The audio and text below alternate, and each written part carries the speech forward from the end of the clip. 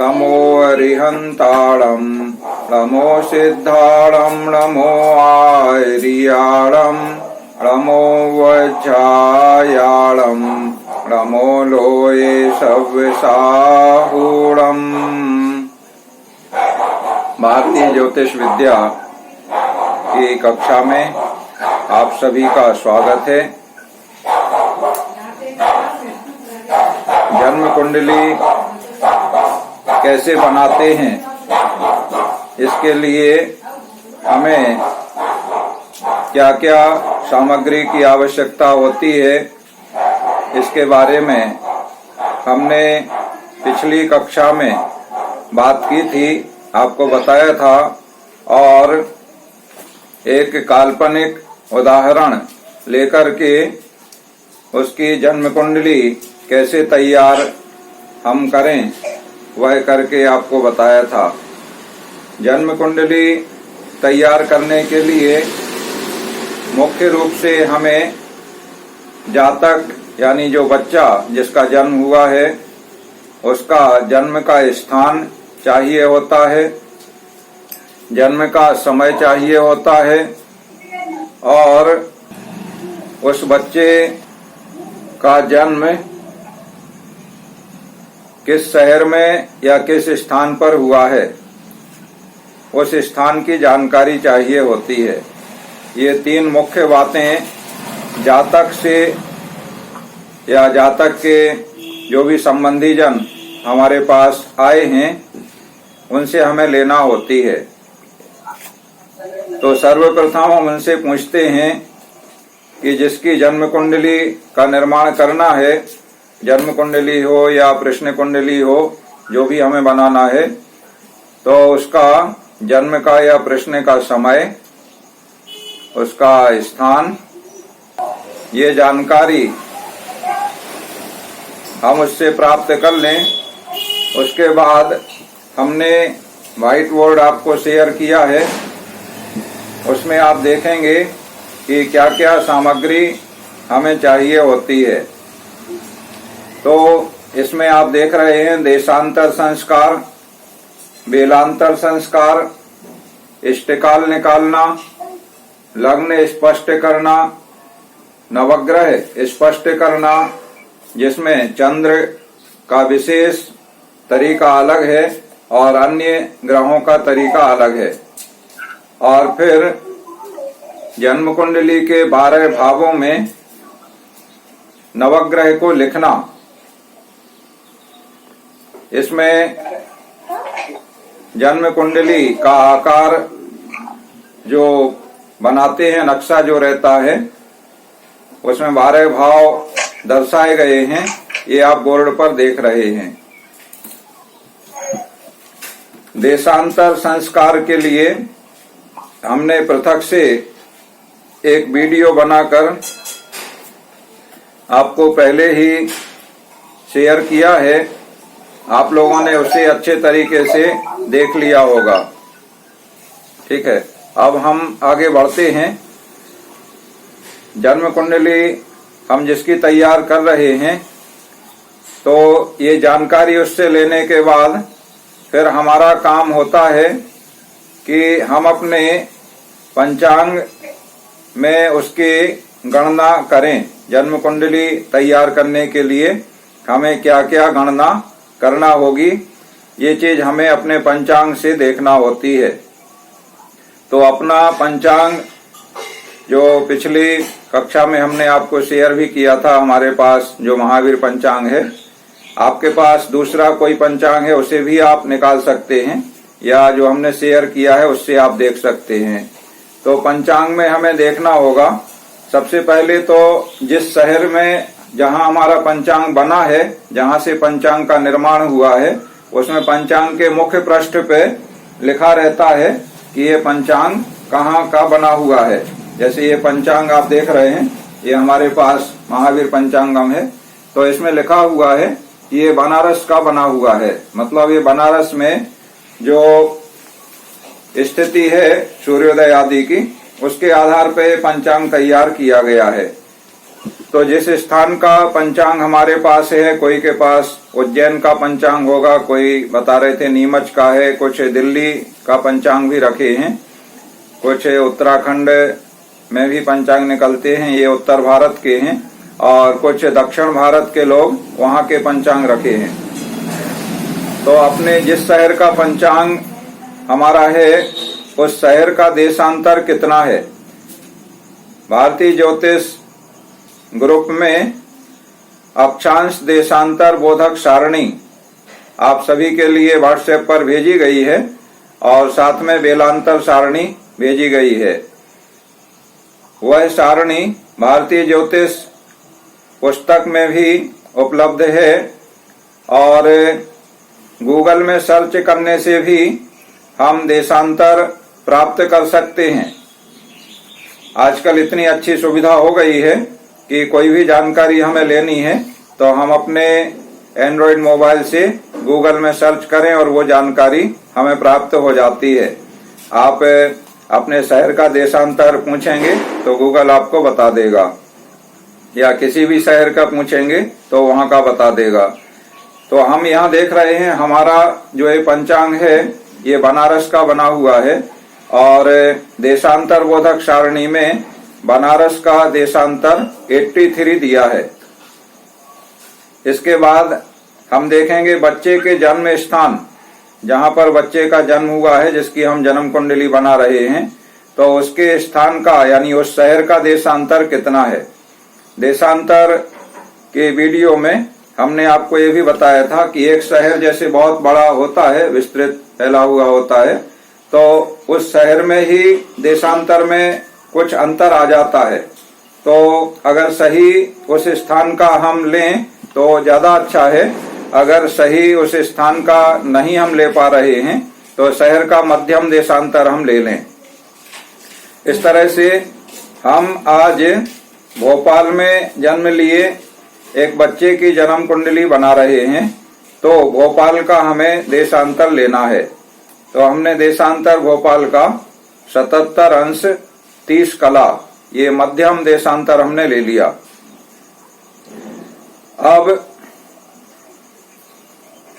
पंचांग के शहर के देशांतर से जन्म लिए शहर का देशांतर कम है या ज्यादा है, ये चीज हमने देखी। तो हम देख रहे हैं जन्म बनारस पंचांग का शहर है और वहां देशांतर है 83 अंश 0 कला, और बच्चे के जन्म शहर भोपाल का देशांतर है 77 अंश 30 कला। इसे हम इसमें बोर्ड निकालें, हम देखो हम बोर्ड पर लिख करके आपको बता रहे हैं। ये बनारस का हम लिख रहे हैं, हाँ देखेंगे ये बनारस का हम देशांतर देख रहे हैं 83,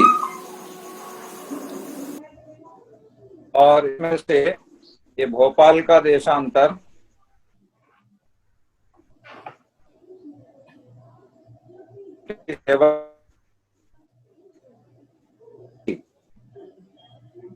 इसको हमने घटाया।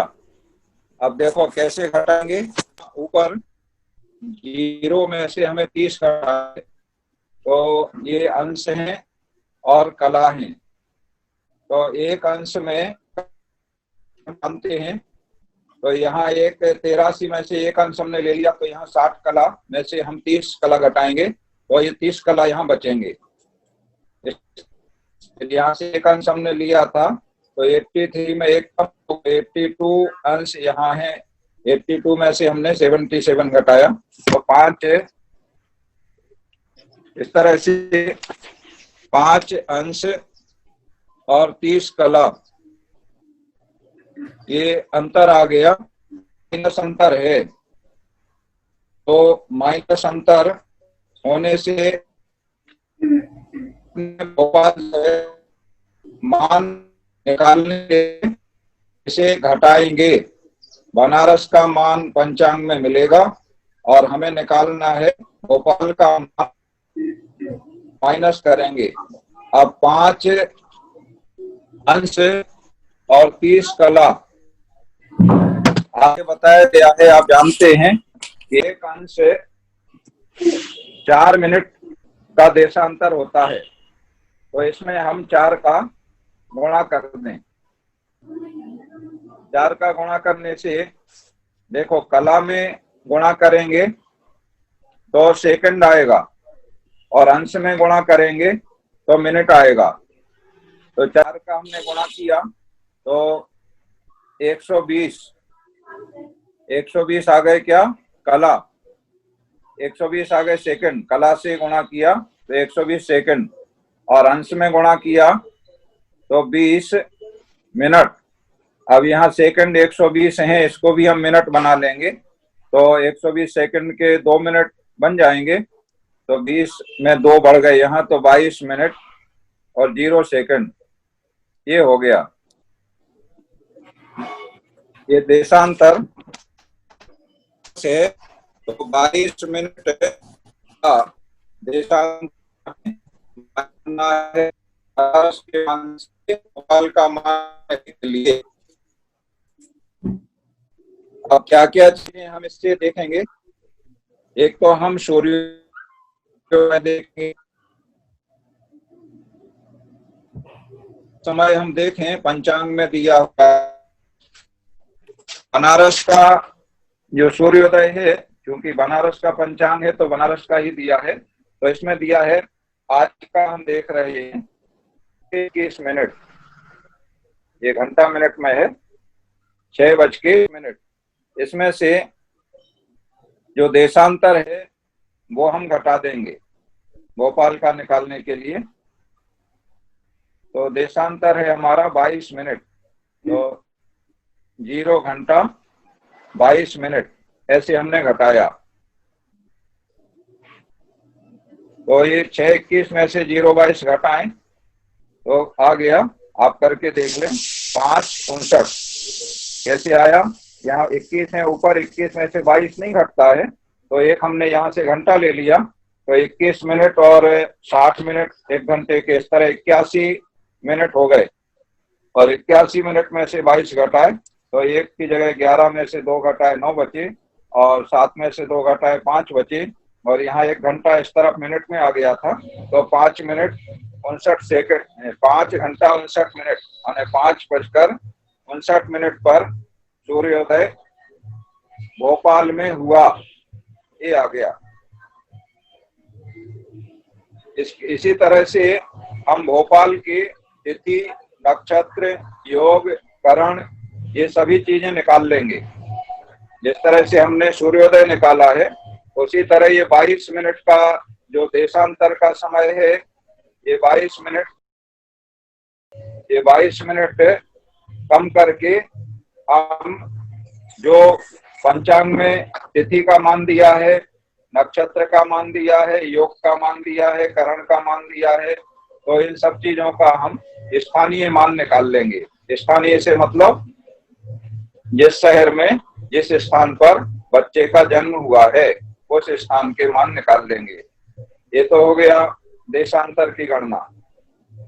अब हम देखें बेलांतर। बेलांतर के लिए बहुत छोटा सा नियम है, और उसका वीडियो हमने बनाया था, किंतु वो ठीक से लोड नहीं हो पा रहा है, तो हम आपको बता दे रहे हैं। बेलांतर सारणी जो आपको शेयर की गई है, उसमें हम देखेंगे प्रत्येक तारीख का बेलांतर उसमें दिया हुआ है। तो बेलांतर सारणी में हमने बेलांतर देखा आज की तारीख का, आज 22 अक्टूबर के सामने +15 बेलांतर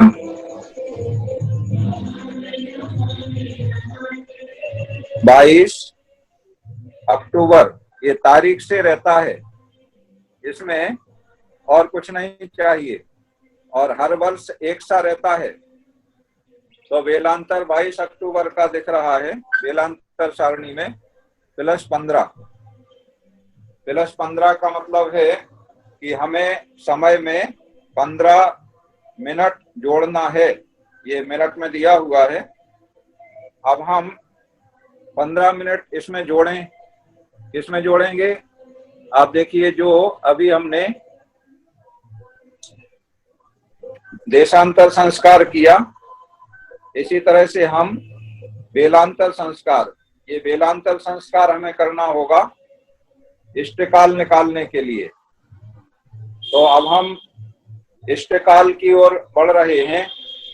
इष्टकाल का मतलब होता है सूर्योदय से जन्म समय तक का काल। इसे हम जो भी जातक हमारे पास आया है वो जातक हमें बताते हैं कितने बजे बच्चे का जन्म हुआ है।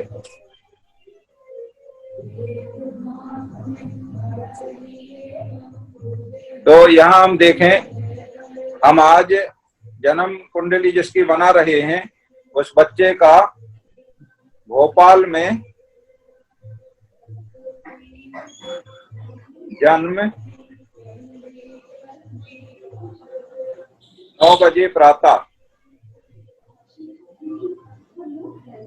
9 AM कहेंगे, 9 बजे प्रातः काल हुआ है। और तारीख आज है 22 अक्टूबर। बस इतनी ही हमें आवश्यकता है। इसके अलावा शेष सारा कार्य हमें स्वयं करना है। स्थान हमें मिल गया भोपाल, समय मिल गया हमें 9 बजे प्रातः काल, और तारीख हमें मिल गई 22। तो हम गणना करेंगे तारीख का। 9 बजे हमें, ये प्रातः 9 बजे ये स्टैंडर्ड समय है, इसे स्टैंडर्ड टाइम कहते हैं।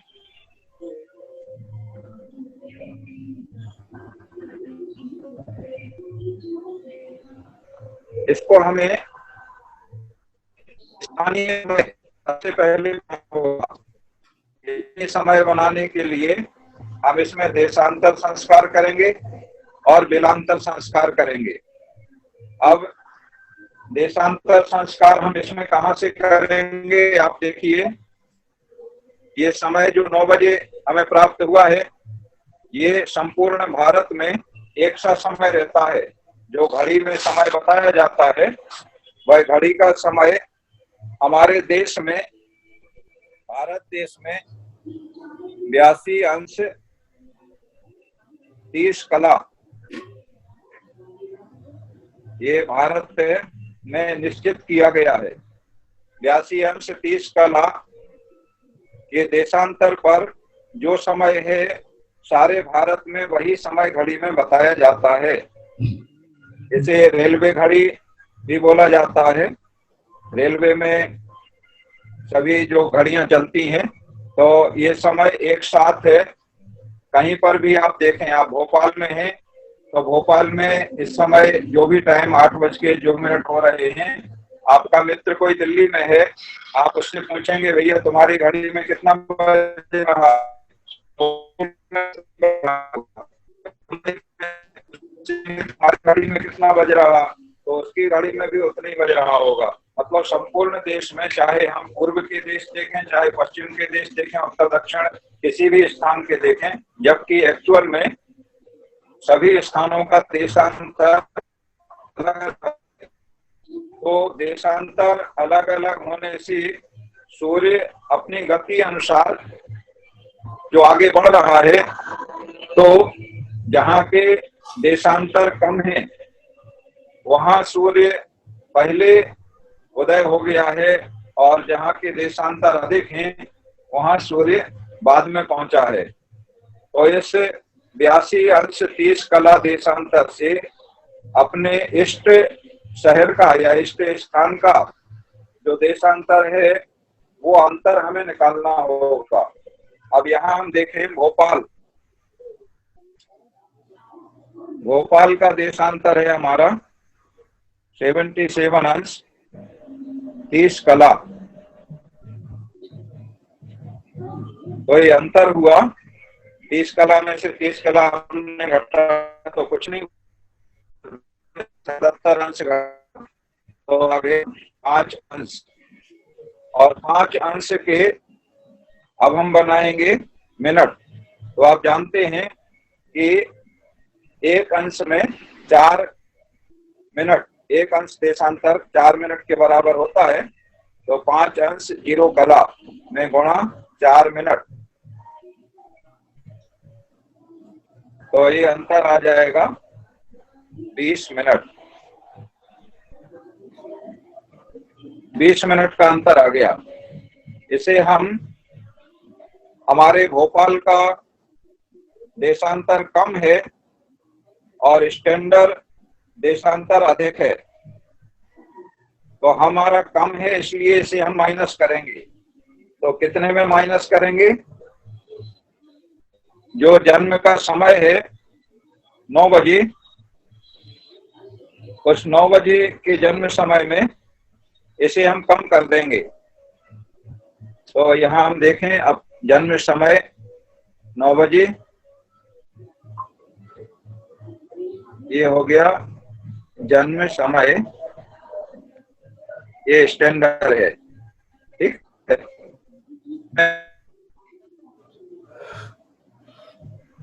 0 20, ये क्या है?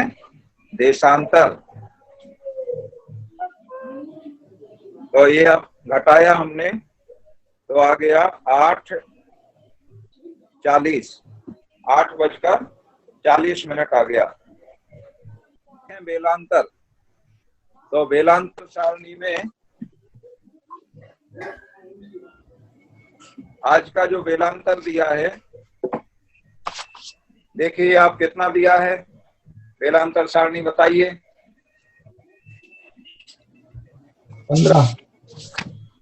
15 प्लस है कि माइनस? प्लस 15। तो इसमें हमने कर दिया प्लस 15, ये हो गया बेलांतर। इस तरह है। अब हमारा आ गया 8:55। इसे कहेंगे हम शुद्ध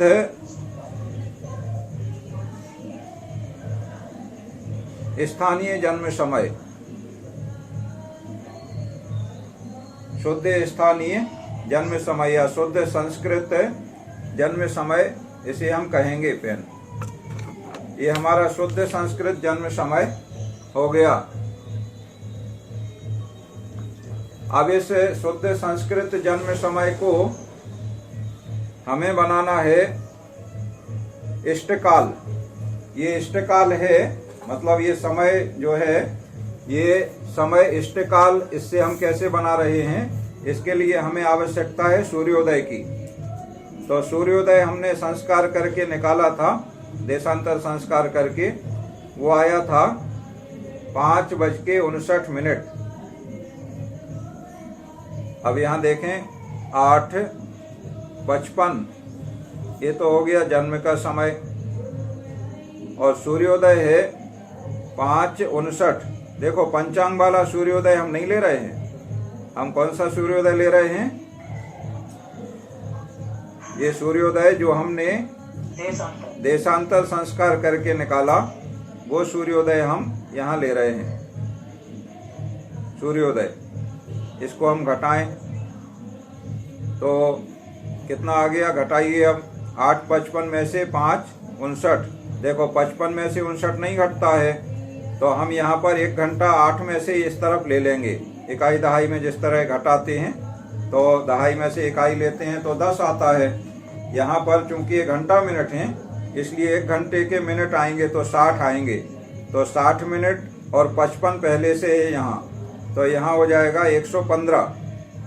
अब 115 में से हम 59 घटा रहे हैं, तो 15 में से हमने 9 घटाए तो 6 बचे, और 10 में से 5, तो यहाँ 5 बचे, और यहाँ 1 घंटा चला गया था, इसलिए 7 घंटे हैं, तो 2 यहाँ बचे। तो ये हमारा 2:56 आ गया। ये इष्टकाल है। अभी इसको ये घंटा मिनट में है इष्टकाल, तो इसे हमें बनाना है घटीपल में। ज्योतिष की सारी गणनाएं घटीपल से होती हैं। तो घटीपल हम 256 को बनाएंगे। तो घटीपल होते हैं 2.5 गुना, घंटे से 2.5 गुने घटी होती हैं और मिनट से 2.5 गुने पल होते हैं। तो इसमें हमें 2.5 का गुणा करना है, 2 सही 1/2। इसका आसान तरीका हम आपके लिए बता दे रहे हैं। 256 को हम 2 बार लिखें तो इसको जोड़ेंगे तो 2 गुना हो जाएगा, और इसका आधा लिखते हैं एक बार तो 2.5 गुना हो जाएगा। तो आधा निकालना आसान है, 56 का आधा 28, ठीक है। अब ये हम तीनों जोड़ दें तो 2.5 गुना हो जाएगा। गुणा करके भी हम निकाल सकते हैं और ऐसे भी निकाल सकते हैं, और व्यवहार गणित में सरल तरीके से भी निकाल सकते हैं। इस तरह इनको हमने जोड़ा तो 6 6 12 8 20, 2 5 5 10, 2 12, 2 14, तो ये पूरे हम यहाँ लिख लेंगे 140। ये देखो एक इस तरफ नहीं आएगा, ऐसी गलती मत करना, ये इकाई दहाई नहीं है, ठीक है। ये घटीपल हैं, और 2 2 4 और 1 5, तो 5 140 ये आ रहा है। अब ये पल से हम घटी बनाएंगे तो एक घटी में 60 पल होते हैं, तो 60 पल होने से एक घटी यहाँ हो जाएगी। तो 60 से यहाँ अधिक हैं तो उसे घटी में कन्वर्ट कर लेते हैं। तो यहाँ 60 60 2 बार हो सकते हैं 120, तो 120 इस तरफ आ जाएंगे, तो ये हो जाएगा 7 घटी, और फिर यहाँ बचेगा 20 पल। तो हमारा इष्टकाल हो गया 7 घटी 20 पल। ये हमारा इष्टकाल हो गया। अब देखो आपने इष्टकाल निकालना सीख लिया। इष्टकाल कहते हैं सूर्योदय से जन्म समय तक का काल, इसे इष्टकाल कहते हैं। सूर्योदय से जन्म समय तक का काल, ठीक है। अब है लग्न स्पष्ट करना। तो लग्न स्पष्ट पिछले वीडियो में आपने देखा है, आज फिर से आप देख लें। पंचांग में हम फिर से पहुंच जाएं और पंचांग में देखें आज सुबह कौन सी लग्न है। तो हम पंचांग में आज की तारीख पे पहुंच जाएं। तारीख है आज शुद्ध आश्विन शुक्ल 6वीं में, हम उसमें देख रहे हैं। तो सबसे ऊपर दिया है तुला। तुला है 8:01 तक, और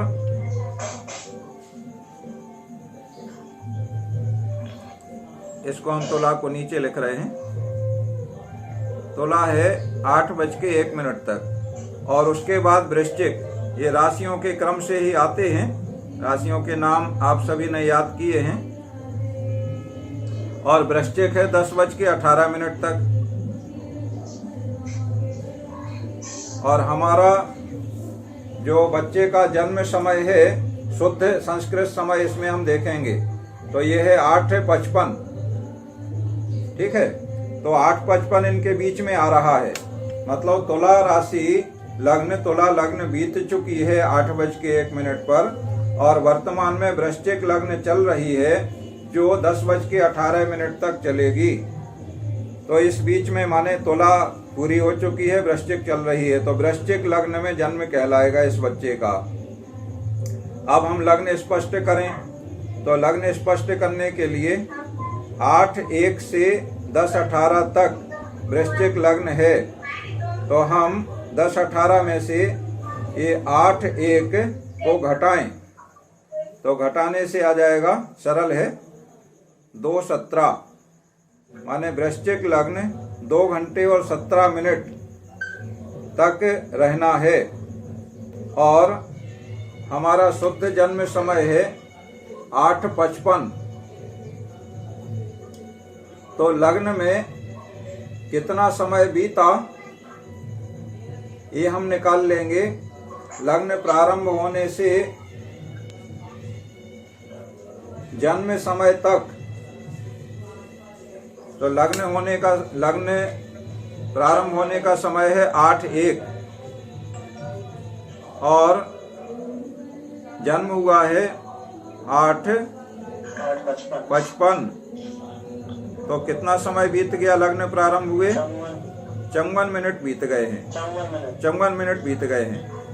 तो 54 मिनट समय बीत गया है। कितने समय में से? 2 घंटे 17 मिनट की लग्न में से। ठीक है। अब लग्न स्पष्ट करने का तरीका, तो लग्न में बीता समय और लग्न का पूर्ण समय, ये दो चीजों की हमें आवश्यकता है। और ये घंटा मिनट को हम मिनट में बना लेंगे। तो 2 घंटा 17 मिनट से बन गए 137 मिनट। ठीक है, 137 मिनट। और लग्न में समय बीता कितना है? तो मिनट में ही आया है हमारा। कितना आया है? 54 मिनट। ठीक है। तो 54 मिनट में इसको अंशात्मक हमें निकालना है, तो 30 का गुणा करेंगे। ये अंशात्मक 30। ठीक है। तो लग्न में बीता समय गुणा 30 बटे लग्न का पूर्ण समय। लग्न का पूर्ण समय। अब 54 में 30 का गुणा करो तो कितना आ गया? 0। 3 का गुणा 4 में 12, 1 3 5 15 और 1 16। ये 1620 आ गया। इसमें भाग हमें देना है 137 का। अब 1620 में 137 का भाग दें, तो ये भाग देने से करो भाग, कितना आ रहा? 137। यहाँ करने में टाइम लगेगा।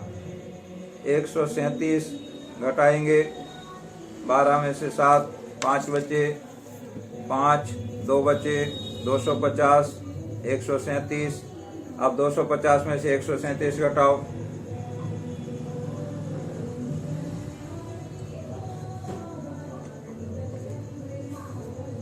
तो इस तरह से 11 जो आया है ये आ गया अंश। और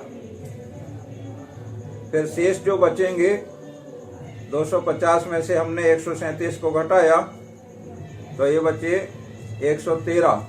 इसके बनाएंगे हम कला। कला बनाने के लिए 60 का गुणा करेंगे। तो 60 का गुणा किया हमने, तो 6 3 18, 1 6 कम 6 1 7, 6780। इसमें भी 137 का भाग देंगे, तो इससे जो भागफल आएगा वो कला आएगा। तो वो कला हम यहाँ लिख लेंगे। फिर जो बचेगा नीचे शेष, उसमें फिर 60 का गुणा करेंगे तो विकला बन जाएगा। फिर जो आएगा वो आ जाएगा विकला। इस तरह से अंश कला विकला। तो लग्न स्पष्ट हमारा हो जाएगा। लग्न है हमारा वृश्चिक। तो वृश्चिक के लिए हम 7 लिखेंगे, माने 7 का मतलब तुला बीत चुका है, तो 7 और ये 7 हो जाएगा राशि। फिर अंश तो 11, 7 11, और इसी तरह कला विकला जो आएंगे हमारे वो हम लिख लेंगे। इसके बाद हमारा काम शुरू होगा जन्म चक्र में ग्रह स्पष्ट करके लिखने का। ये देखो एक्चुअल जन्म पत्री अब हमारी तैयार हो गई। इस तरह हमने चक्र बना लिया, और इस चक्र में लग्न जो हमारी आई है उसे हमने सबसे पहले भाव में लिख दिया। भाव तो आप समझ रहे हैं ना, बोर्ड हमने शेयर किया है, पिछली बार भी बनाया था। और फिर एंटी क्लॉक हम एक एक अंक आगे लिखते जाएं। 12 के बाद में 1 से शुरू हो जाएगा। इस तरह से हमने 12 भावों में लिख लिए। और फिर हमारे पंचांग में जो ग्रह जितने राशि और अंश पे दिख रहा है, तो वो वाले खंड में उतनी राशि अंक जितना इसमें लिखा है उस अंक पे हम वो ग्रह लिख देंगे। पिछली बार भी आपने लिखा था, ये 2 में राहु है, तो उसके सामने केतु, और 9 गुरु और चंद्र, 10 में शनि। इस तरह से हम सभी ग्रह जैसे पिछली बार लिखे थे उसी प्रकार से हम लिखते जाएंगे, तो हमारे 12 भावों में सभी ग्रह लिखे गए। और ग्रह स्पष्ट करने का और चंद्र स्पष्ट करने का तरीका हम आपको बताएंगे। आसान है सभी ग्रह स्पष्ट करने में। तो जैसे इष्टकाल हमारा जितना है, उस ग्रह का प्रातःकालीन स्पष्ट मान पंचांग में दिया रहता है, तो पंचांग से हम प्रातःकालीन स्पष्ट मान ले लें। जो हम देख रहे हैं आज के पंचांग में, सूर्य स्पष्ट 6, 4, 22, 13, चंद्र 8, 12, 24, 9, मंगल 11, 24, 49, 5, और इसी के साथ में आगे गति भी लिखी है सभी ग्रहों की। तो जैसे मंगल में गति लिखी है 16, 48, वक्री, बुध 6, 12, 33, 15, और गति लिखी है 65, 15, वक्री, गुरु 8, 25, 43, 17, गति लिखी है 6, 57। तो इस तरह से सभी ग्रहों का जो स्पष्ट मान दिया है वो सूर्योदय के समय का दिया है। इस मान में इसको हमें जन्म समय का निकालना है। तो जो उसकी एक दिन की गति दी है, उस गति को हम ऐसे निकालेंगे कि दैनिक गति के अनुसार इतनी है, तो माने दैनिक गति से मतलब 60 घड़ी की गति दी है जो पंचांग में, वो इतनी है। यह है कला और विकला में दी है, इसको विकला बना लेंगे और घड़ी को यहाँ पल बना लेंगे। तो 60 घड़ी का मतलब 3600 पल में इतना विकला चलता है ग्रह। तो इष्टकाल हमारा जो आया है, तो इतने समय में इसको भी हम घटी पल की जगह पल में बना लेंगे। तो इतने पल में कितना चलेगा, इस तरह से कला विकलात्मक मान हम निकाल लेंगे और वह ग्रह की प्रातःकालीन जो स्पष्ट ग्रह है उसमें जोड़ देंगे, तो इष्ट काल का वह ग्रह आ जाएगा। इस तरह से ग्रह स्पष्ट करके हम लिखेंगे कुंडली के साथ में। कुंडली में तो केवल उस राशि में हम लिख देते हैं, फिर उस राशि में कितने अंश, कितने कला और कितने विकला पर वह ग्रह है, ये चीज हमें अलग से ग्रह स्पष्ट चक्र में लिखना होती है कुंडली के साथ में। तो इस तरह हम सभी ग्रह निकाल लेंगे। चंद्रमा स्पष्ट करने का विशेष तरीका है जो हम आपको नेक्स्ट क्लास में भयात और भभोग निकाल करके बताएंगे। भयात जो नक्षत्र वर्तमान में चल रहा है उससे हम भयात और भभोग निकालेंगे और उससे चंद्रमा स्पष्ट होगा। चंद्र स्पष्ट के लिए सूत्र प्रयोग करते हैं पलात्मक भयात, माने भयात की जो घटी पल हैं उनको पल में बना लेते हैं, उसमें 60 का गुणा करेंगे और भाग देंगे पलात्मक भभोग से। इस तरह वर्तमान नक्षत्र के भुक्त घटी पल, भुक्त माने जो बीत चुके हैं, वो निकल आएंगे और उससे हम चंद्रमा स्पष्ट कर सकेंगे। इस तरह से तो ये विशेष विधि है भयात भभोग के माध्यम से चंद्र स्पष्ट करने की, जो हम आपको नेक्स्ट क्लास में बताएंगे। आज आपने देशांतर संस्कार, बेलांतर संस्कार, इष्टकाल निकालना, लग्न स्पष्ट करना, ये विशेष रूप से जान लिया है। कुंडली में 9 ग्रह स्थापित करना, 12 भावों में लग्न के अनुसार राशियां स्थापित करना और नवग्रह स्पष्ट करने की बात आप स्वयं प्रैक्टिस करें और हमें बताएं कि आपने आज के 9 ग्रह किस प्रकार स्पष्ट किए हैं। चंद्र हो सकता आपसे नहीं बनेगा, तो चंद्र के लिए हम एक पृथक से वीडियो बना के डालेंगे और अगली क्लास में उस पर चर्चा भी करेंगे। उससे आप जान जाएंगे बाकी ग्रह स्पष्ट करके आप हमें बताएंगे। और साथ में अपने शहर में एक बच्चे का जन्म, आप समय लिख लें, हम समय आपको बता रहे हैं और तारीख आज की ही रहने दें, माने 22 अक्टूबर, सभी नोट करें, 22 अक्टूबर को प्रातः 11:25 पर जन्म हुआ। शहर आपका स्वयं का रहेगा, आपके शहर में, ठीक है। तो इस बच्चे की आपको ये सभी संस्कार करते हुए जन्म कुंडली तैयार करना है। आप बेलांतर संस्कार करें, देशांतर करें, इष्टकाल निकालें, लग्न स्पष्ट करें, नवग्रह स्पष्ट अगर कर लेते हैं तो बहुत अच्छा है, वो करके आप हमें बताएं। और जन्म कुंडली के 12 भावों में कौन कौन से ग्रह किस राशि में स्थित हैं, आ रहे हैं, वो बना के आप हमें बताएंगे। आप कभी भी बता सकते हैं, मतलब कभी भी बताने से मतलब आप व्हाट्सएप पर भेज दें बना के, तो उसे हम देख लेंगे।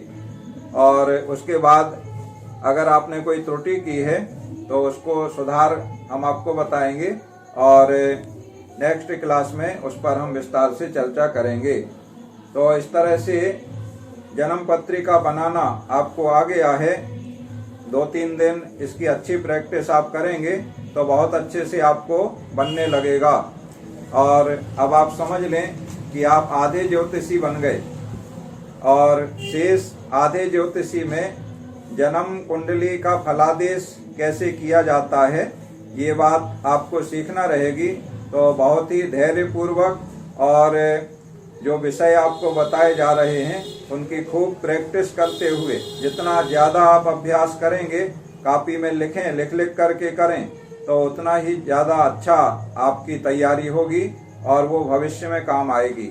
और साथ में जो भी चीज़ आपको स्पष्ट समझ में नहीं आ रही है उसे आप पूछा करें, आप पूछ लें तो आपका हम समाधान कर देंगे। व्हाट्सएप पर लिख करके आप पूछें या फ़ोन करके भी पूछ सकते हैं। फ़ोन करने में कभी व्यस्तता रहती है तो उसमें थोड़ी दिक्कत हो सकती है, इसलिए व्हाट्सएप पे आप लिखेंगे तो हमें जब समय होगा तब हम देख लेंगे और आपको समाधान हम स्वयं फ़ोन लगा के आपको बता देंगे। तो आज की क्लास में आप सभी सम्मिलित हुए और बड़े ही रुचि पूर्वक आपने जन्म कुंडली शुद्ध कैसे बनाते हैं ये समझा। इसके लिए आप सबके लिए धन्यवाद। और आज की क्लास यहीं पर पूर्ण होती है। जो ये वीडियो आपको YouTube के माध्यम से प्राप्त हो जाएगा तो आप स्वयं उसका लाभ लें और अपने मित्रों को भी प्रेरित करें कि वे भी इसका लाभ लें। भले ही ज्योतिषी ना बने, लेकिन एक सामान्य ज्ञान तो जन सामान्य को होना चाहिए। हमारा उद्देश्य यही है कि सभी लोग ज्योतिष से डरें नहीं और अनावश्यक ज्योतिषियों के पास जाके अपना समय, धन आदि बर्बाद ना करें। यथार्थ बात को जानें और सामान्य ज्ञान जन सामान्य को भी हो, जिससे वो अपने हिताहित का विचार कर सकें और दूसरों को भी मार्गदर्शन कर सकें। एक बार पुनः आप सबके लिए धन्यवाद। आज की क्लास अब पूर्ण होती है। नमो अरिहंताणम्।